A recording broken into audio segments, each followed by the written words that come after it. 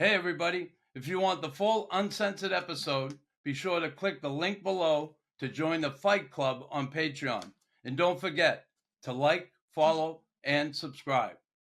So has your wife got you? Did you get to play any roles and like extras in any movies, or you just stay out of that hole? No, I went and watched her film Buffy the Vampire Slayer, and I did one thing with I did one guest spot with Pam Anderson on one of her shows because we're from the same area and stuff. And man, that's sitting around in a trailer waiting to go out is such a drag. I'm like, I came home and I'm like, I don't know how you did this. This sucks. I'm never doing this again. Sat in a trailer for 12 hours waiting to do 30 seconds of work. That'll be a suspension. That'll be a fine. Nyland going ballistic. He's a freaking madman.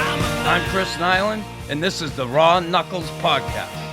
Awesome. Thanks for joining Tim and I today. Yeah, no problem. Rusty, great to see you.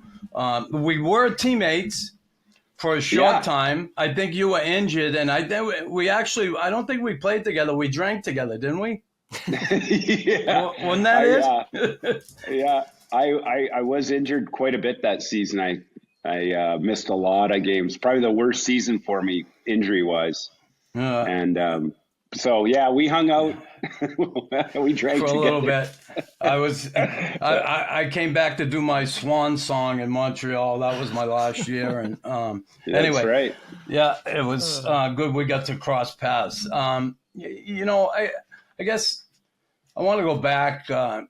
Growing up in BC. Now you were born in Duncan. Did you live in Duncan or were you in Victoria? I was born in Duncan because we lived on Lake Cowichan. My dad worked for the BC Forest Products, and there was only one room in the hospital there in this mill town.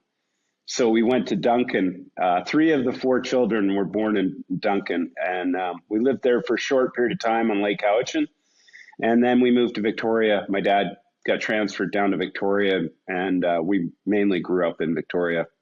So the hockey in Victoria, how did the 3 of you guys, you and your brothers, get involved in the game of hockey? I know your dad played a little bit, didn't he?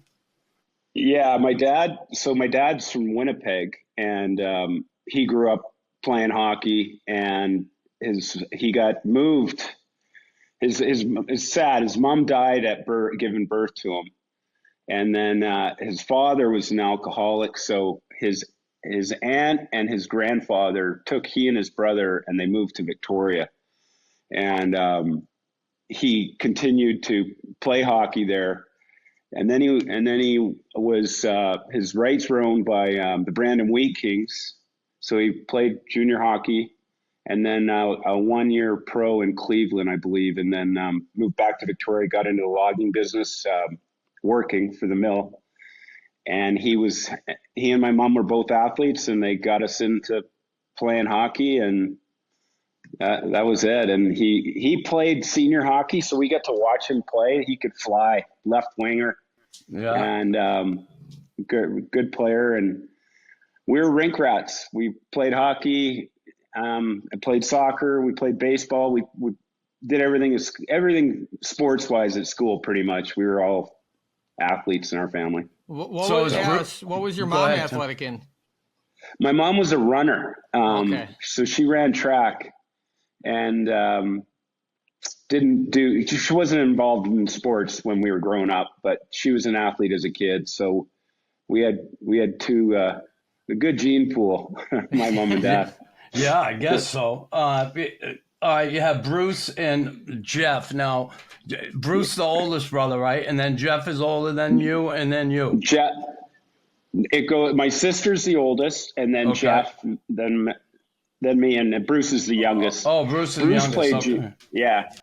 Bruce played junior hockey. Played in the Western Hockey League.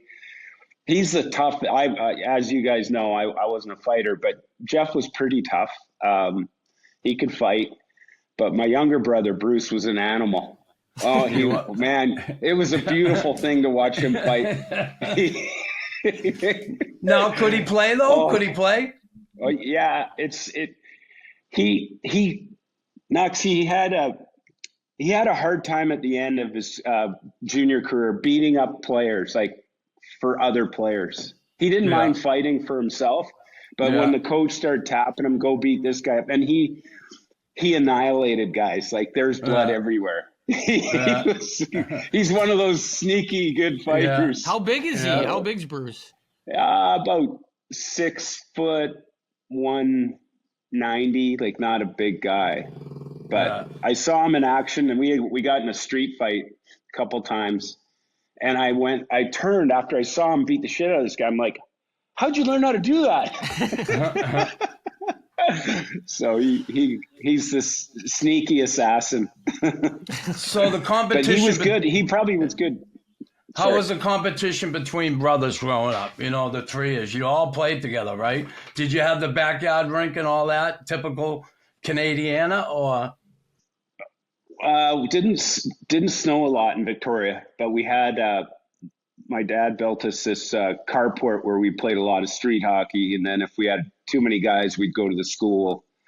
When the lakes would freeze once in a while, we were on those things all the time. We loved being outside, but where we grew up wasn't a lot of snow, but we had a lot of ice time.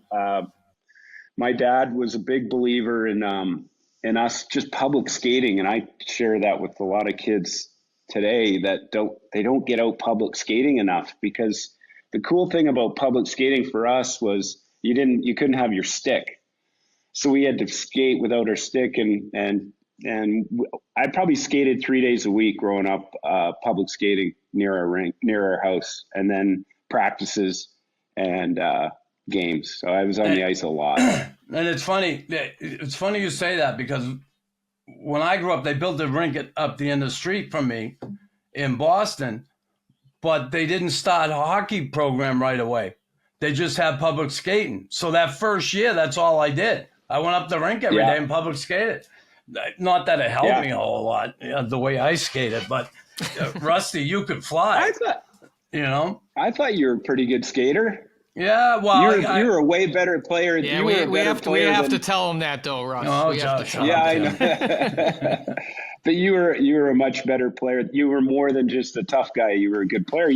How many times did you score 20 goals? Once. I had 19. Once. I had 19 and 18 and 21. But listen, as far as your career, and again, Jeff, he didn't get drafted. You got drafted 7th overall. When you grew up, were you all rooting for the same team, or did you have, No. What was the deal there? Funny. Jeff loved the Boston Bruins, and I loved the Toronto Maple Leafs. And Jeff signed with Boston, and I got drafted. Yeah. Isn't that incredible? And my dad stopped playing hockey because his rights were owned by Detroit Red Wings, and he wanted to play for the Leafs. So back then, when my dad was a kid, you got, I think, $2,200 a year to play in the NHL and $4,200 a year to work in the mill. And so he quit and went and started working in the mill. But Jeff absolutely we bumped heads a lot as kids. He didn't grow till he was 18 or 19. He was a late bloomer. Yeah. And so he would hang out with my friends and I, because he was more our size growing up. And but he was a hell of an athlete, a great runner, soccer player, hockey player, and he earned every step of the way in his career. He had to earn it, being an undrafted player, where I was a first rounder, and first rounders always had time. We were given time, and to prove that we should have been drafted by the scouts of the team you were drafted by. So we got a lot of leeway where he had to really battle to make it. Who was your favorite player growing up? Boreas Salmi. Oh yeah.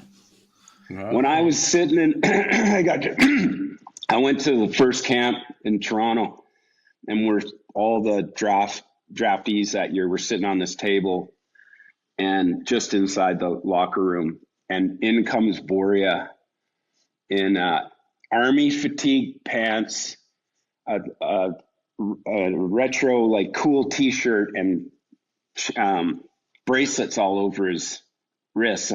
And it was like we just saw God. I mean, we were all like, oh my God, there's Borja.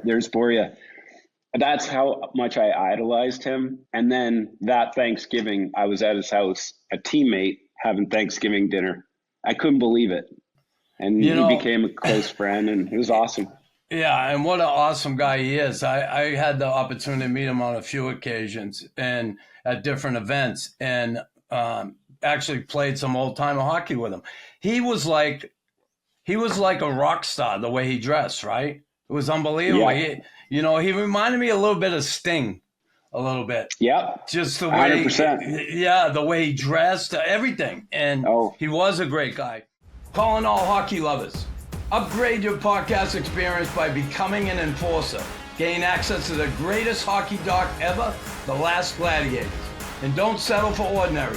Join the Fight Club over on Patreon today. Jeff, the media started coming up to Jeff and I when we were closing in, and I was ahead of him in games. But we were pretty similar. And they said, do you guys know you're going to be the first two brothers to ever play 1,000 games in the NHL? Wow. And Jeff and I, we couldn't believe it. Two kids from Victoria. Yeah. All these great brother acts, like Richards, Halls, the Hunters, all the these guys. the Hall, yeah, right? I mean, we were so proud of that. And then I broke my ankle. And I'm like, oh my God. So I get back. So Jeff catches up to you. Yeah. So Jeff gets 1,000 first, and I'm at 990. And Larry Robinson's our coach in LA. And Rick Green says, Coach, Larry wants to know what's wrong with you. I said, he goes, you're not playing well. I said, Greener, just get me to 1,000. I promise I'll get my game back. I'm so nervous about getting to this 1,000 game because it will be the first two brothers ever. And I was coming to the end of my career. Yeah. And I was so nervous that I wasn't going to get it. So anyways, we got it. And then I'm so proud of that for our parents, for all the people that helped us. Yeah. Where was the game at? Do you remember the 1,000th game? Do you remember the game? Arizona. It was in Phoenix. Arizona. Okay. Yeah, playing the Coyotes. Do you ever think that? Like, I'm going to have 1,000 games in Arizona? Nope. I just, people always ask me, because it was really unbelievable that we made it from where we came from. I used to sit watching Hockey Night in Canada, and I go, Courtnall. I just didn't think my name would be called on TV. And then when I made it, people would always ask me, how long you want to play? And I'd say 6 years. If I can play 6 years. And then I'd get to the 6th year and I go, how long do you think you play? 6 more years. It's just kind of like that. And then the 1,000 game, I never even thought of it. I really didn't. I just focused on playing, and until you got to 990. Yeah. Yeah, right. 10 more games. Just 10 more games. But so no one has done that since. You're the first brothers to do it, and no one's done it since, or has someone? No, the Niedermeyers have done it. And 2 more BC boys. Yeah. The Stahl brothers, I believe, have done it. Okay. And maybe, I think there's a 4th one, but I'm not certain. Wow. You're the first. Did they play 1,000?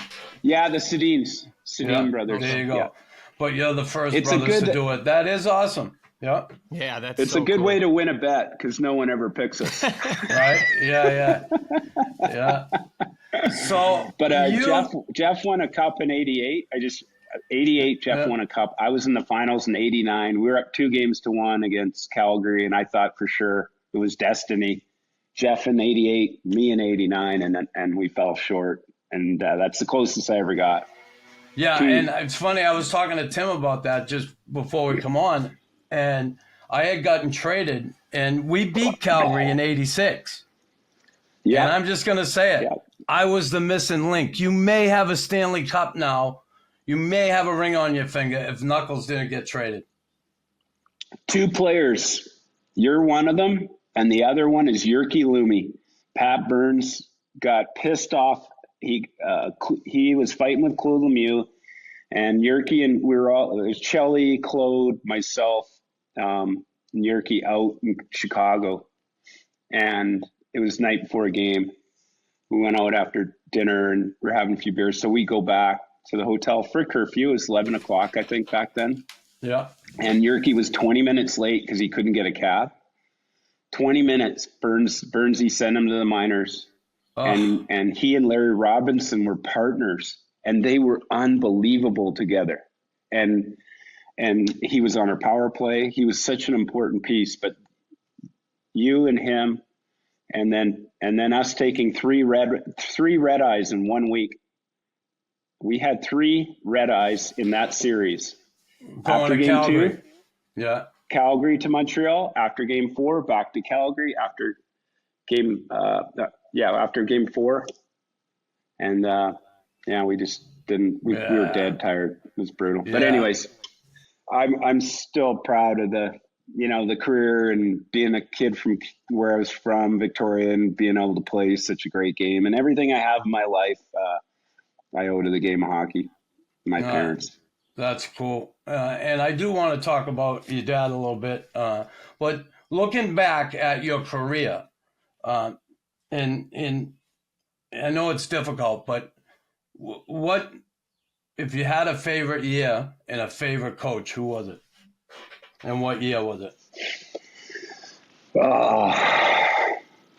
Who was your favorite coach? Forget about the year, but who is your favorite coach? Try and simplify it. Yeah, that's Pat Quinn, probably. I had him for such a short period of time. I didn't have him very long, but I loved the way Pat and Serge Savard were the 2 greatest men I met in hockey. Because they treated you like a man. They're incredible people. And so I really enjoyed Pat. Yeah. I had him a short period of time. And then, I don't know, every year, like I was drafted as a offensive centerman. And then when I got to Montreal, they put me on right wing and became more of played on defensive lines, but I still put up decent numbers because I played with Carbo for 4 years. Most of the time, and then I had Neil Broughton in Dallas, and he's another. Both those players were converted from very good offensive players to defensive players. Yeah. And so when they got the puck, they put it right on your stick, and so I had some really good years with Carbo, but my biggest years were with Neil Broughton in Dallas. I had what happened in Minnesota? You had that was like a ridiculous year. That one I had 36 goals, I think, that year. Yeah. So that was my best year ever. They had the best ice, so I could fly on that ice, and I was playing with Neil Broughton, and I got to play a little bit with Mike Badano. So yeah, I had a really good offensive year that year, and the next year I was getting a lot of assists. I prided myself on being a passer. And then I started closing in on Dino Ciccarelli's record as a right winger for most assists as a star. So I stopped shooting, and I beat him. So I got 57 assists that year, and I got 23 goals or something. But that's why I didn't score as much the following year. I don't think I would have got 36, but I was trying to break that record, and it's actually I still have it, I think.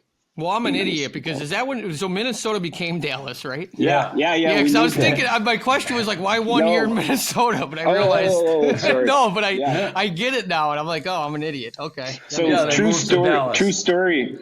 But here's a true story. Norm Green owned the team, and I really wanted to play in LA, and they traded for me. Knowing that I wanted to play in LA, they had a deal to go to Anaheim. The Minnesota North Stars were going to Anaheim, and then all of a sudden, Disney wanted a team. Yeah. So they worked out a deal with Norm Green. They said, you got to give up Anaheim, but you can go anywhere you want. And he picked Dallas. So that's how we ended up in Dallas. Yeah. So LA, you end up playing in LA, and how the last playing for Larry, the last couple seasons. Is that when you met your wife, Paris? No, I actually When did you met meet her. Paris? I met her in 1990. Actually, I went out to LA in the off season. We get to play in those charity events, and you meet Yeah. actors and musicians and stuff in the summer. So I met this lady who worked for Tony Danza, and Chris Chelius and I ended up becoming very good friends with her, and Yeah. she since has passed. But I used to go stay with her, hang out in Hollywood, and work out every day. And then I met this actress at an event in Victoria, and she said, "Come down to LA." So I went down there, and her friend was my wife, and so that's how we met. And So that's how you met. Cool. yeah, So yeah, we've been married 32 years, and yeah, almost God 32. bless. Another month. So, 3 kids, right? 2 girls, and your son Lawton plays hockey. Yeah. I played in the coast, South Carolina Stingrays.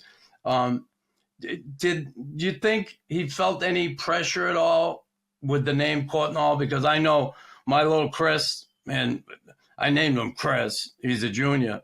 Well, I just know he had that pressure, and he's told me he did as a kid. Everybody always compared him to me. I'm like, why the fuck did I ever give him my first name? But I happen to think if he had my last name, it would have been the same. He'd still have my last name. It would have been the same for him. I don't think it would have been much difference. How was that with Lawton? Yes, there was a lot of pressure on him. He started hockey late. We moved to Victoria from LA, and he was 7. And all of a sudden, he wanted to play hockey. He'd never played hockey. I didn't put him in. We were in California. I wanted him to play baseball and all the California sports. Yeah. And then we moved to Victoria. We moved to Victoria for 4 years, and he started playing. So he was a little behind skating wise and stuff. But yeah, he felt it, and he ended up going to Western Michigan.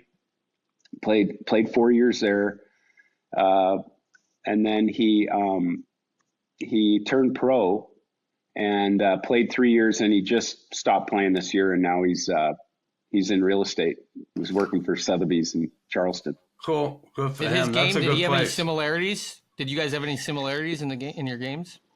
Yeah, he could fly. He could really skate. Like I Rusty. screwed him up though. I said to my brother, because he had 2 sons playing hockey. I go, how do you tell which hand? Like, how did you know which hand the kids shoot? Yeah. He goes, just give them a stick and they'll go to their left or right, and then that's it. And I made him a left-handed player, and I think that messed him up. I think I should have made him play right, because he said to me once, because everything, he plays golf right, he plays baseball right-handed, and then I made him a left-handed hockey player. Yeah, not smart, but Yeah. he loved it. He loved being around the guys, and yeah, he's happy now and working, and he's getting married in 2 weeks or less. Cool. Yeah. That's awesome. And Yeah. you got 2 daughters, Brooklyn and Allie. Allie, Yeah. married to Eric Kendricks, right? LA Chargers linebacker. Allie? Yeah, but he just signed with Allie's married to Eric, and he just signed with the Cowboys, so he's going to be a Cowboy this year. Okay. And they've got a 1-year-old boy, and his name's Knight. And then Brooklyn is 21, and she's finishing her last year playing soccer at USC.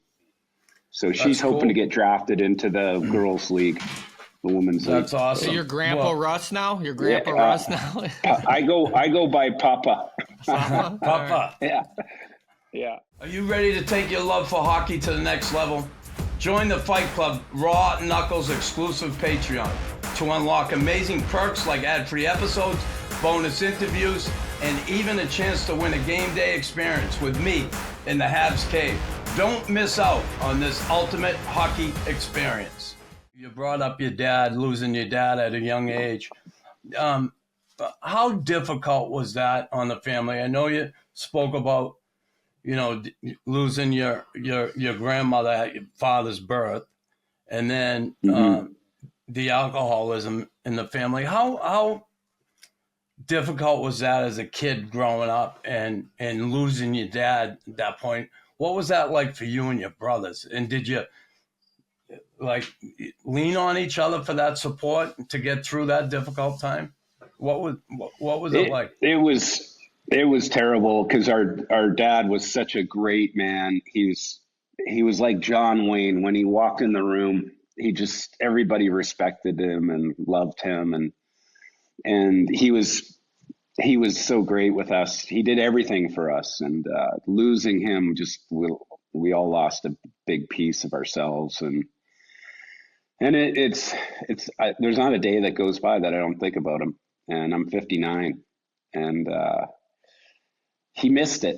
Like, he missed all the things that he worked so hard for us to get, and he demanded that we work our hardest and we try our best.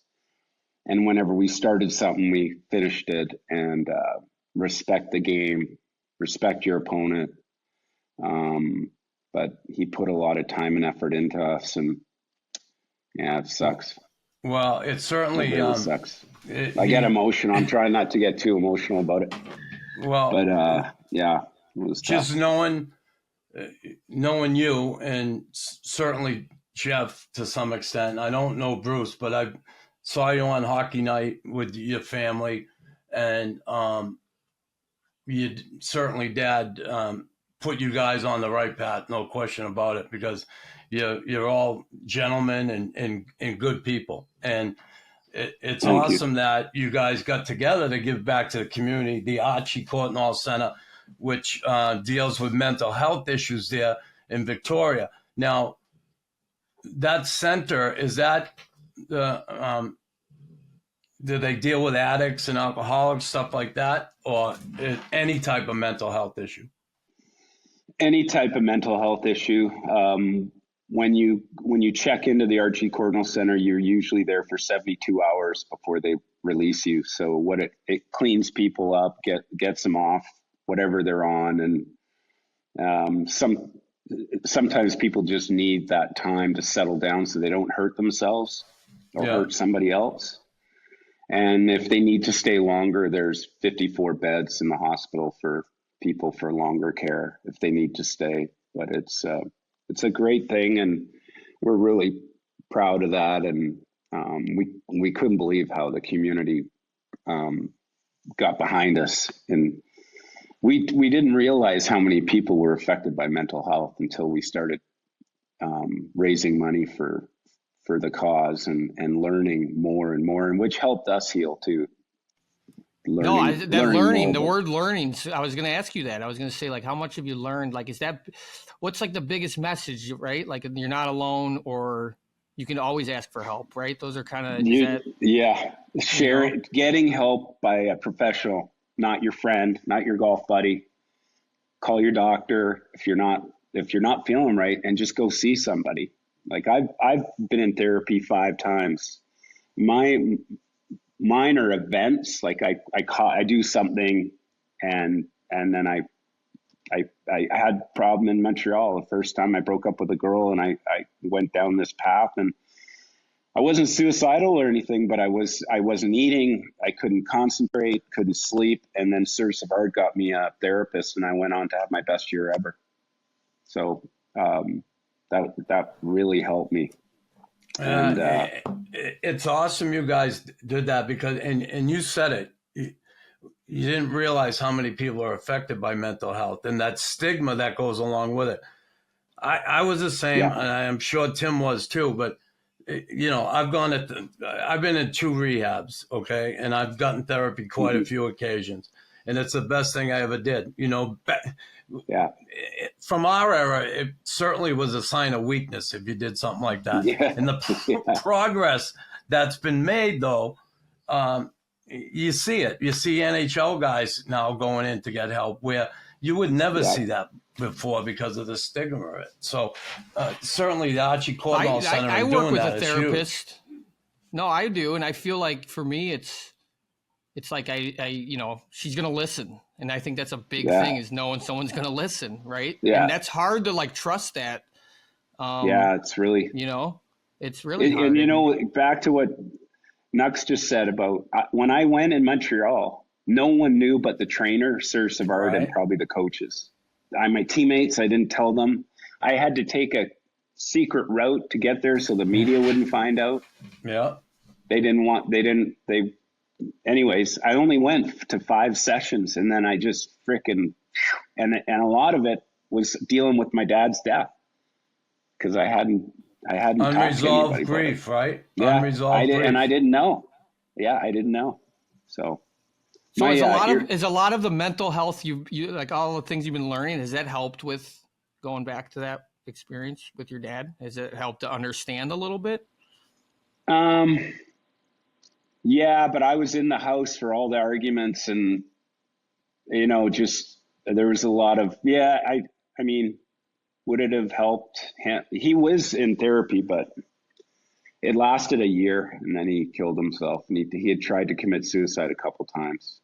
I don't know. There's a lot of stuff going on from the past. He had a tough upbringing, and he didn't. Yeah, a lot of people don't.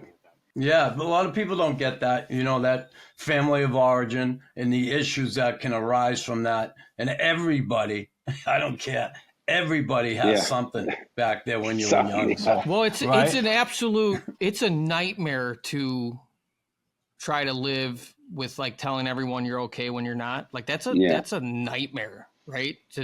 I've experienced it where it's just like that'll beat you up, so. Yeah. It always worries me when people when you say, how you doing? They say, okay. Yeah.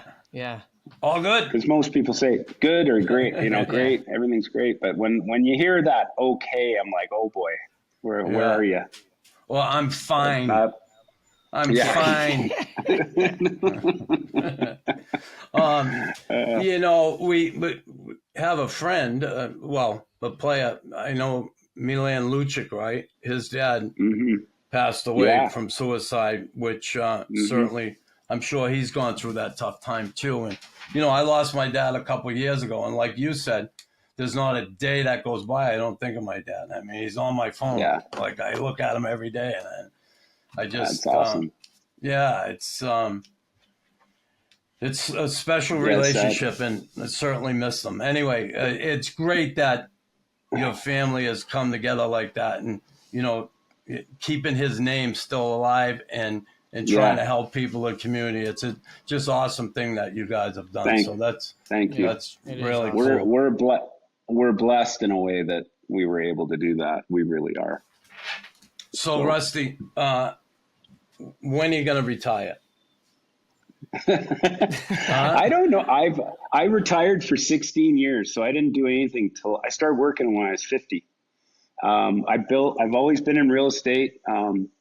My wife and I, we build a house, sell a house, and that's why I started working for this company, because she didn't want to move anymore, because we were doing one at a time and moving. And so I don't know. I love it. Like I love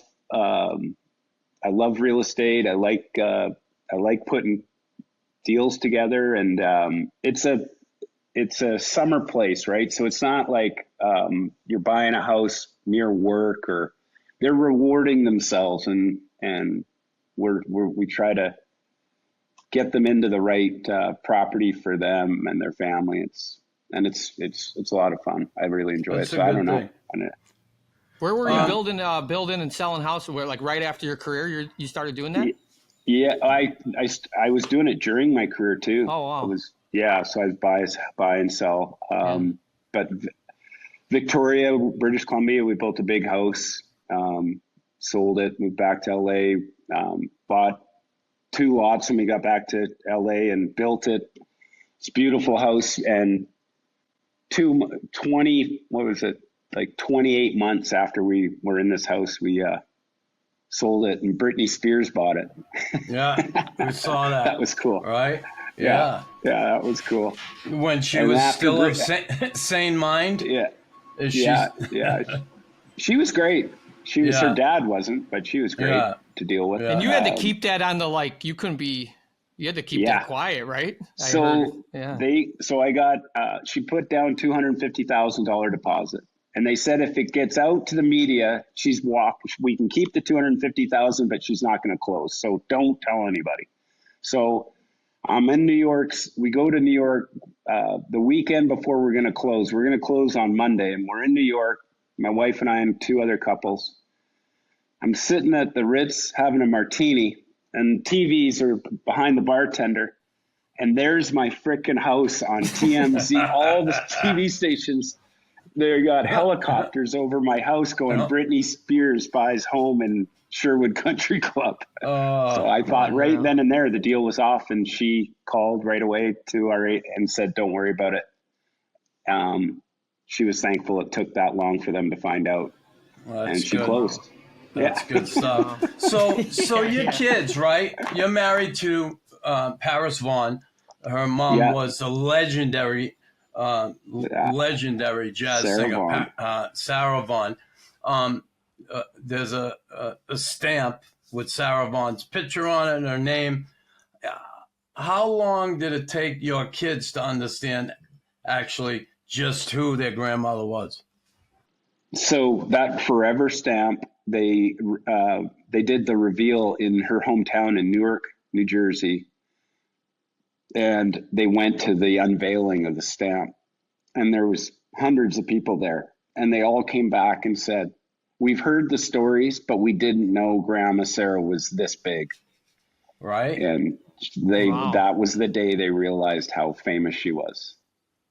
And well, I never got to meet her. She passed away in April, and I met Paris in July.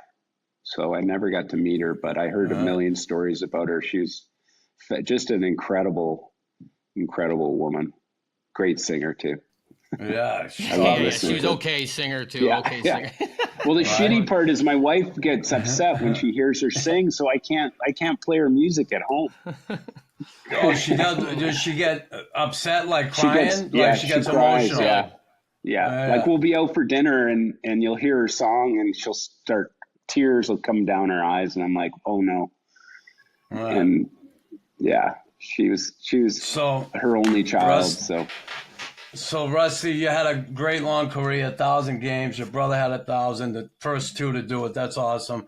You were involved in probably the worst trade in Maple Leafs history when they traded John Cordick to Toronto and you to Montreal. Like, were you shocked when that happened?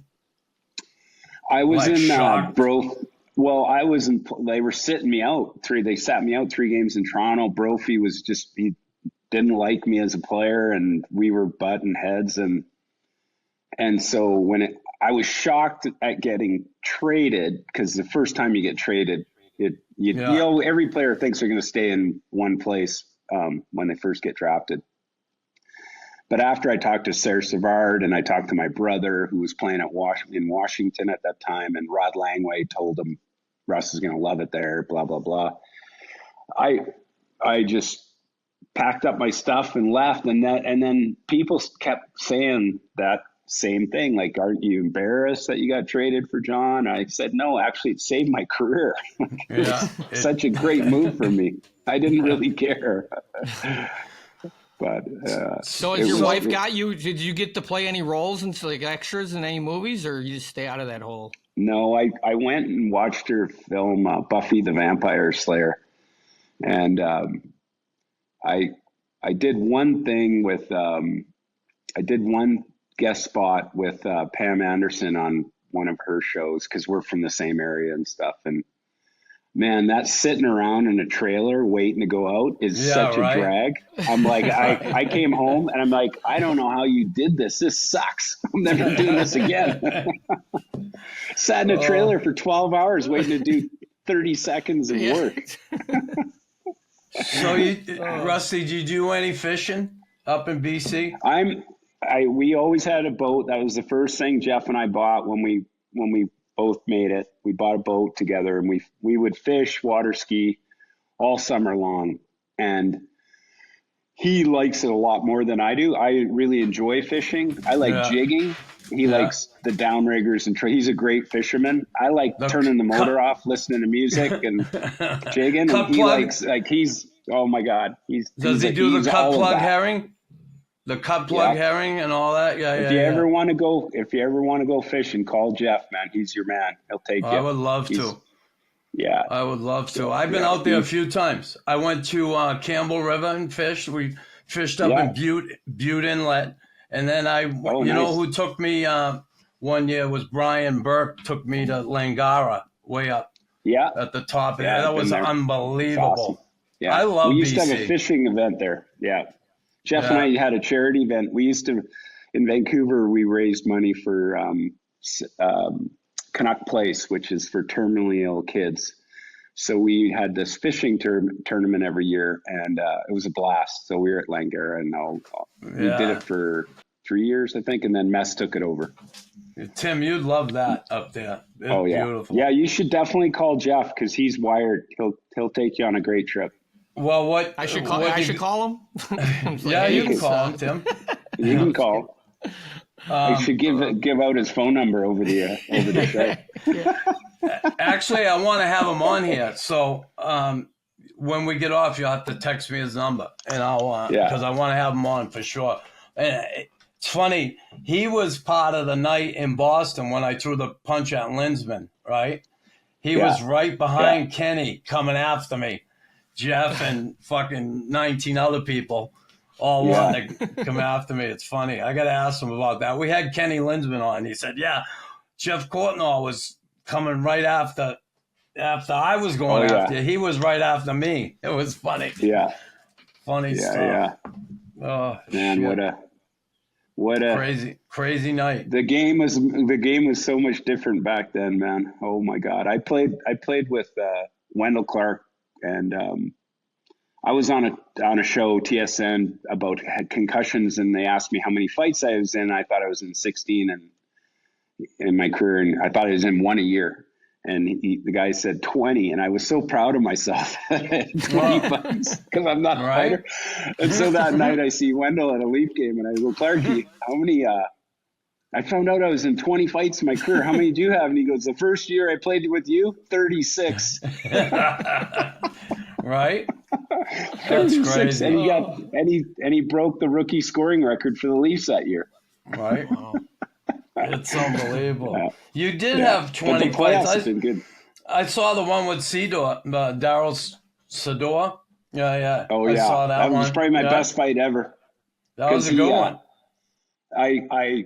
I got him down before we started throwing punches. I kicked his legs out and I was on top of him, and he goes, You're lucky I can't get up. And so I said, oh yeah. And I let him up. Yeah. And when we fought from behind the net up to the top of the circle, and everything I was taught by this boxing coach worked that day. And he couldn't believe it. Like every time I did something, he was going the wrong way. And I mean, it probably didn't even hurt him, but that was one of my best fights ever. Yeah, you did good. You did good in it. Thomas Steen hit me so hard I missed the next game because my eye was shut. So I'm fighting Thomas Steen. You can Google it at center ice. And Wendell Clark is telling me, I thought he was telling me, give him rights, but he was telling me to grab his right, and I didn't. Okay. And he hit me with an uppercut so hard. And all I could think about when I was fighting was Don Cherry giving it to me because I lost to a Swede. So I just kept going, and we had a great fight. Two little guys, like 175 pounds, probably. Yeah. We had Grapes on. He was. Yeah, we had him on.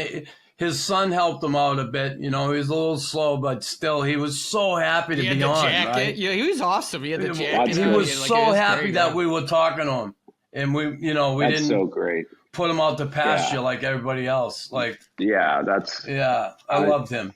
Love Grapes. I should get Jim Jerome to try and reach out to him for our podcast and see if he'll come on. Yeah, that'd be cool. Yeah, how old is he awesome. now? Graves got to be 88. He's up there, yeah. Oh, boy. 88, I Wow. think. Yeah, he's up there. I know his son Tim is really active with him. He's with him all the time, Good. so helps him Good, out. good. So, Perfect. listen, yeah, geez, awesome to have you here, Rusty. I appreciate you taking the time. And yeah, if there's anything we can ever do that way, your podcast or whatever, don't be afraid to reach out and make sure you text me Jeff's number. I want to call him. Jeff's number. Yeah, if anyone wants to go fishing, anyone listening, just call Jeff. Well, keep doing what you're doing, you guys. I like listening to you guys, and appreciate it. And I'm proud of you, Knox. Thank you. Happy. Congratulations on your wedding and your sobriety, and everything that you do is great. So thanks you so got much. a lot of people behind you. Thank you.